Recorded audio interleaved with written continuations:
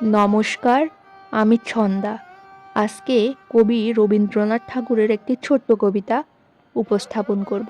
যদিও কবিতাটি ছোট, তবুও কবি বঙ্গমাতার প্রতি তার সন্তানদের মানুষ করার উদ্দেশ্যে এই কবিতাটি রচনা করেন। কবিতার নাম বঙ্গমাতা।